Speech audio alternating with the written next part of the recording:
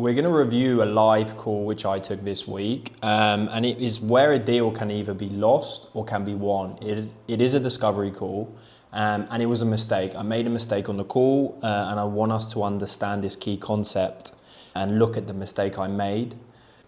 So when we take call one, we want to focus on mainly three key points. The first one is find out where the buyer is today, where they want to get to, and what's stopping them from getting there, and seeing if what you do, your service, your product can help the buyer get to where they want to go. That's it. That's the only job of discovery call one. We want to move the buyer forward by guiding them through these pillars. The first one is the facts, the literal and physical realities of the buyer's environment.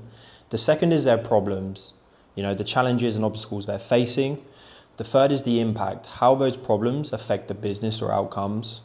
The fourth is the root cause, why these problems actually exist today. And the fifth is the emotional state, how all of these problems, impacts make the buyer feel today. So we're about to actually jump into the live dialogue between me and the prospect. I just changed the voice. So I just used an AI voice on the video editing software, and I just changed the photo to a random stock photo. But the dialogue, the words, everything is the exact conversation me and the prospect had. And you're actually going to see the change in the mood and the environment between us, which is good for you to listen to. Because we were getting deep into the emotional state, we were getting down into the problem. It felt uncomfortable, or I didn't listen properly. And then I asked a question which took us out of that deepness and took us back to logical questions which are shallow. And this is where the discoveries are lost. So we've got to keep digging down, and you'll see the exact moment that I provide a solution too early, and I provide comfort too early, which essentially doesn't allow us to get into the pain.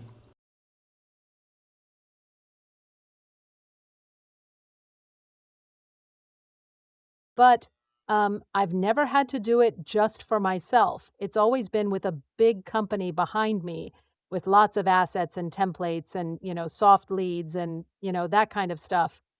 And I think this is what I'm doing is different. I think, maybe it's not huge enterprise companies that need my work. Maybe it's mid-sized companies, but maybe they don't have the money.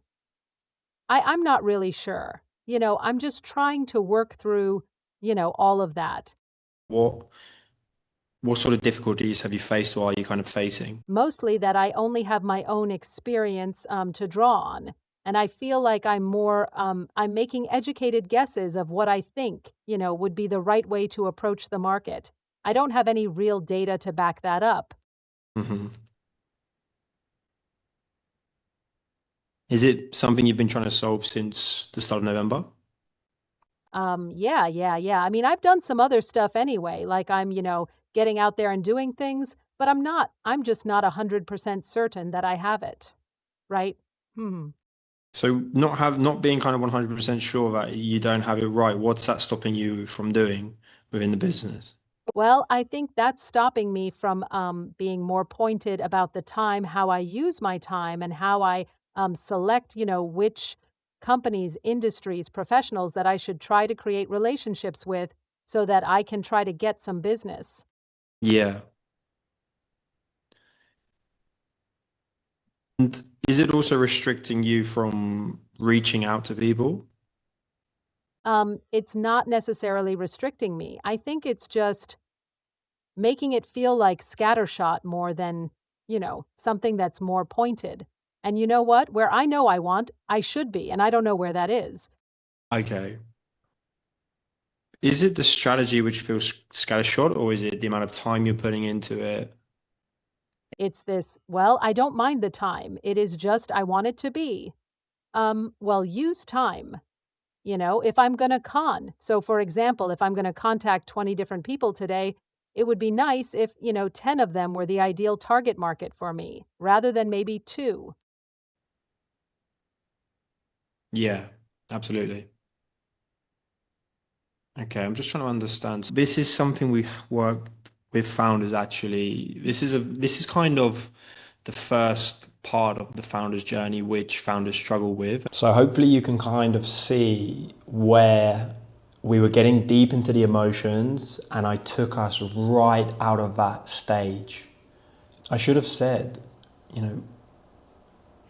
why do you feel that only 2 out of 20 at the moment are ideal? And, how does it affect you day to day? This is getting deep into the emotion of the buyer, guys. Don't pull out when it gets juicy and it gets uncomfortable.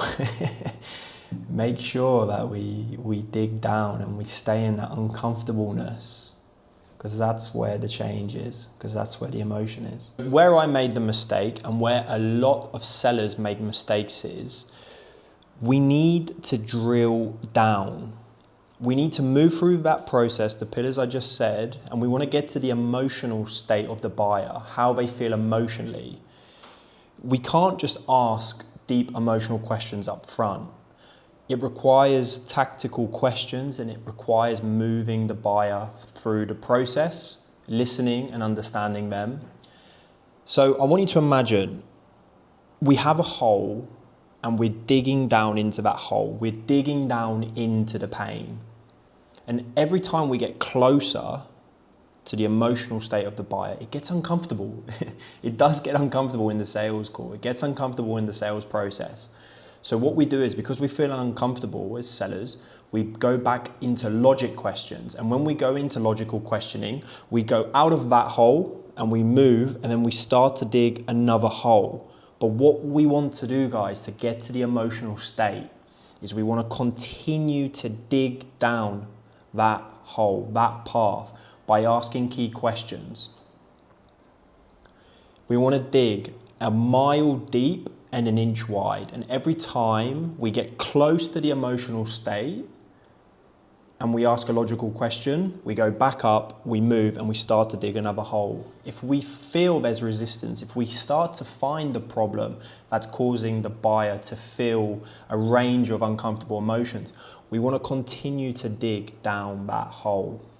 Emotions are a massive part in our deciding factors, and emotions are actually where the sale actually happens. Without emotion in play, a decision is very unlikely, guys. We must remember that most decisions have a significant emotional component. There's a lot of research out there that says 70% to over 90% of our decisions are driven by our feelings, and then we use logic to justify them later. That's why it's so important in the sales process that we use emotions. We get to the emotions of the buyer, because where the emotion is where the sale lives. And if we continue to dig into the emotions of the buyer, we're more likely to make them want to change.